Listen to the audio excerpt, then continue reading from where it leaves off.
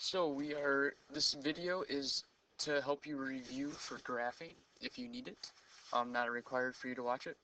But this is going along with the Chapter 5 graphing review worksheet that you got today.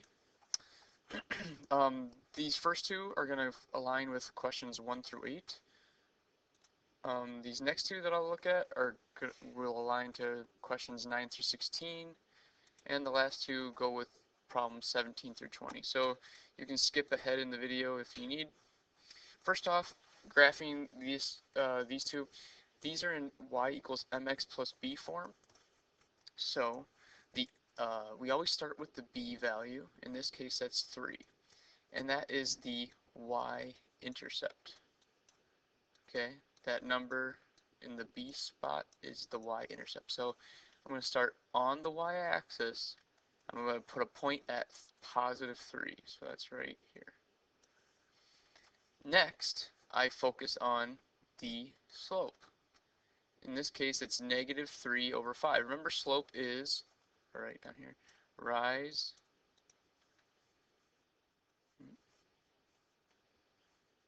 hold on. Oh, there you go. Rise over run. And in this case, that is equal to, and remember that negative sign can go either on the top or the bottom. I'll put on the top, so you're going to go rising negative 3, running positive 5. So that means with the rising negative 3, that means you're going to go down, and running positive 5, you're going to go right. So from the point we already made, we're going to go down 3, 1, 2, 3, and then right 5, 1, 2, 3, 4, 5. And then you could do it again, down 3, right 5, but we would be off the graph. What we can do though is we can go the opposite direction. So if you do the exact opposite on both of these, it's the same. So you can go up 3, left 5. So from this point I can go up 3, 1, 2, 3, left 5, 1, 2, 3, 4, 5. And then you have 3 points here. That's plenty of points to draw a line through, like so.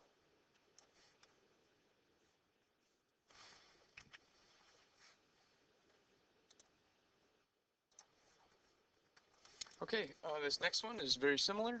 First, we're going to start looking at the y-intercept. In this case, it's negative 5. So I'm going to start on my y-axis at negative 5, put a point there.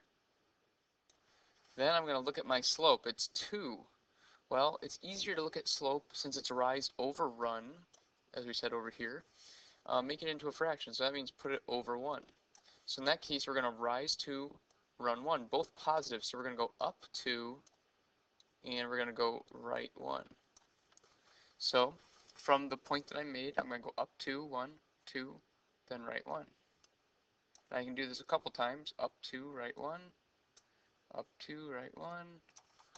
I'm just going to keep going until I can't. Alright? And then connect the dots.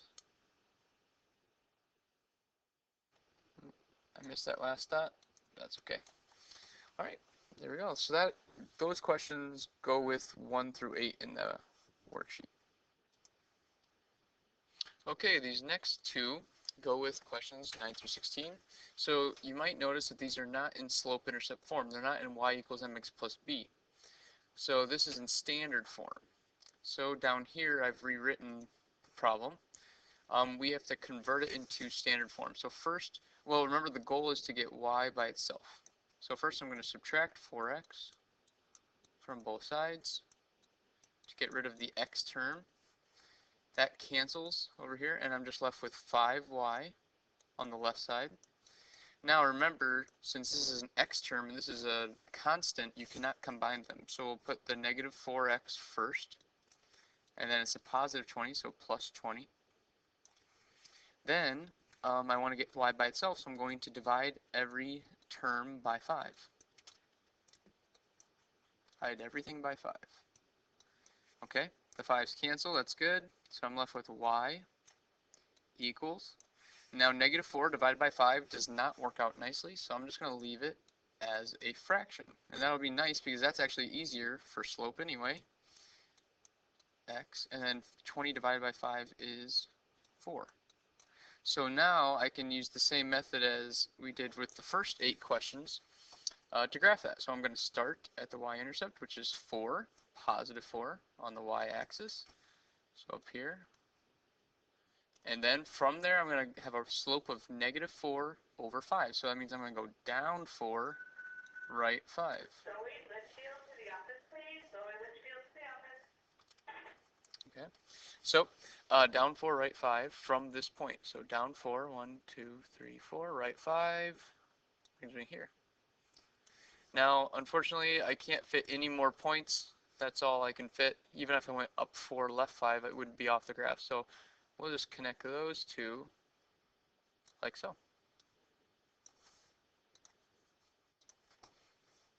All right, this next one, same kind of thing. It's in standard form. So we need to get it in slope-intercept form. So I want to get the y by itself. So first I can get rid of this 7x by subtracting 7x from both sides. That cancels. Now I'm left with a negative 2y. And then that's equal to, well, negative 7x, I'll write that first. It's a positive 10, so I'll write plus 10. Next, we need to get rid of this negative 2, so I'm going to divide by negative 2.